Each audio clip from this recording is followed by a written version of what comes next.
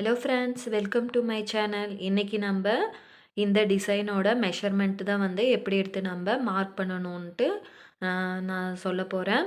இந்த வீடியோ வந்து பிகினர்ஸ்க்கான வீடியோ தான். பிகினர்ஸ் வந்து இந்த மாதிரி டிசைன் வந்து நான் போட்டு கொடுங்கன்னு சொல்லும் போது இதனோட மெஷர்மெண்ட் எல்லாம் எப்படி நமக்கு கால்குலேட் பண்ணுறதுன்னு தெரியாமல் கொஞ்சம் திணறுவாங்க. அவங்களுக்காக தான் இந்த வீடியோ வந்து நான் மேக் பண்ணியிருக்கேன். இந்த ஸ்லீவோட லென்த் வந்து 11 இன்ச்சு.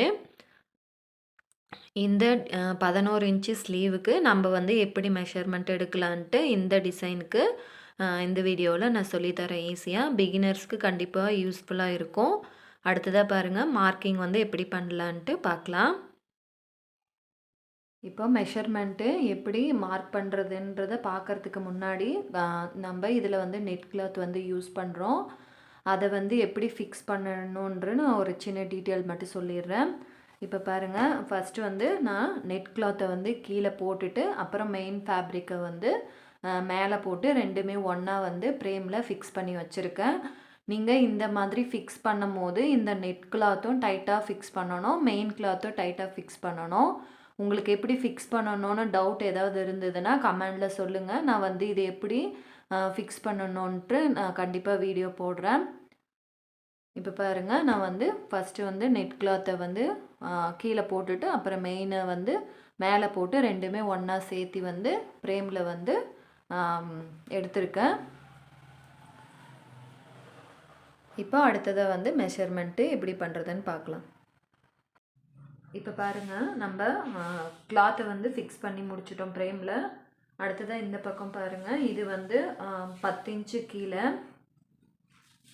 இங்கே நம்ம தையலுக்கு கேப் விட்டுட்டு அரை இன்ச்சு வந்து கேப் விட்டுட்டு மீதி வந்து இங்கே ஒர்க் பண்ண போகிறோம். இதுதான் வந்து நம்ம கீழே பார்டர் லைன் வந்து போட போகிறோம். இந்த இதிலிருந்து மேலே வந்து 4.5 இன்ச்சு,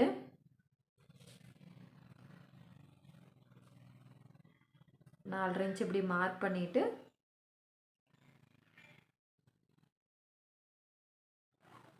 ஸ்கேலை வச்சு ஒரு கோடு போட்டுக்கோங்க.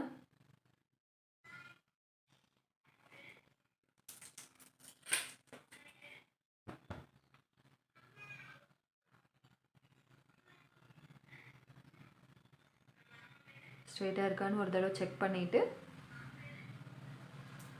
இந்த கோடு வந்து நமக்கு டெம்பரவரியாக தான் வேணும், அதனால் வந்து இந்த மாதிரி சாக்கில் வந்து நான் போட்டுக்கிறேன். நம்ம டிசைன் போட்டு முடிச்சதுக்கப்புறம் இந்த கோடு வந்து நம்ம அழைச்சிருவோம். டெம்பரவரியாக இருந்தால் மட்டும் போதும்.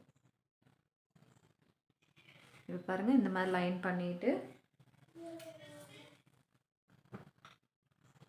இப்போ இது வந்து சென்டர் பாயிண்ட்டு. இதிலிருந்து இந்த பக்கம் 4 இன்ச்சு,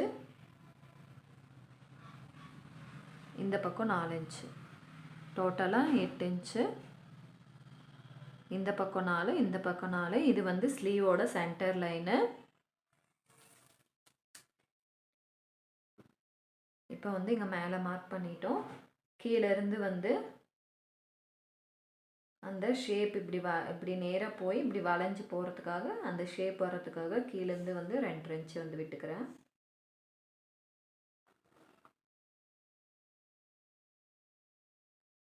அதே மாதிரி இந்த பக்கம் மார்க் பண்ணிக்க.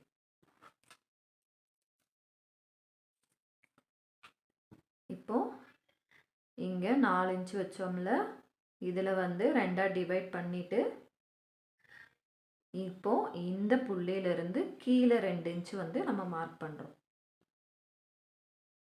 இன்னொரு தடவை சொல்கிறேன், இந்த சென்டரில் இருந்து நம்ம 4 இன்ச்சு மார்க் பண்ணோம்.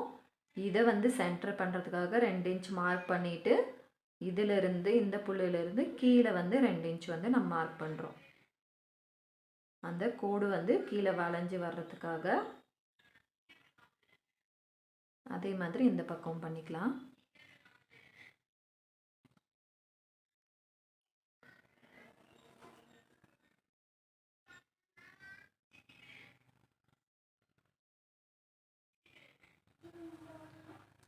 இப்போ இந்த டாட்ஸ் எல்லாத்தையும் ஜாயின் பண்ணிக்கலாம். பாருங்கள், இந்த டாட்டையும் இந்த டாட்டையும்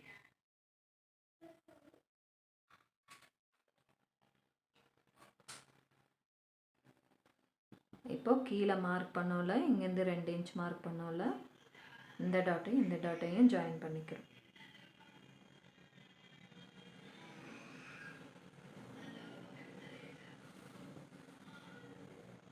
இப்போ வந்து சென்டர் லைனுக்கு ஜாயின் பண்ணிக்கலாம்.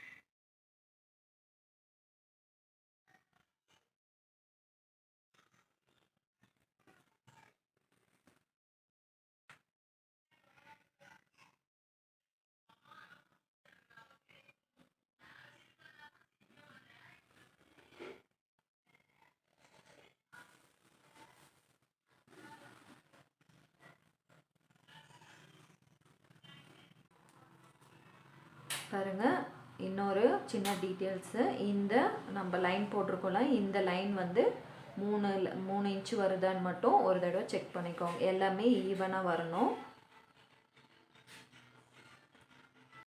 மாதிரி ஈவனாக வரணும். இங்கே வந்து உங்களுக்கு சின்னதாக தான் வரும், ஏன்னா வந்து இங்கே வந்து நீங்கள் வெளியில் போகக்கூடாது. ஏன்னா இங்கே ஸ்லீவுக்கு ஸ்டிச் பண்ணும் போது ஸ்டிச்சிங் பர்பஸ்க்காக இங்கே நம்ம வந்து கேப் விடணும். ஃபுல்லாக ஒர்க் பண்ணிட்டோன்னா தைக்கும் போது நிறைய பீட்ஸு அதெல்லாம் உடைய சான்ஸ் இருக்குது. இதோட நிறுத்திக்கோங்க. இங்கே மட்டும் 3 இன்ச் வந்து கரெக்டாக வருதான்னு ஒரு தடவை செக் பண்ணிக்கோங்க. மற்றபடி இந்த மார்க்கிங்கெல்லாம் உங்களுக்கு கரெக்டாக புரிஞ்சிருக்கும்னு நினைக்கிறேன்.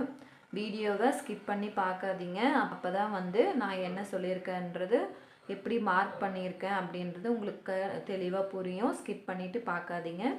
இந்த லென்த் வந்து, இந்த ஸ்லீவ் வந்து 11 இன்ச்சு, அதனால் வந்து இந்த லென்த் வந்து நான் 4.5 இன்ச்சு வச்சுருக்கேன்.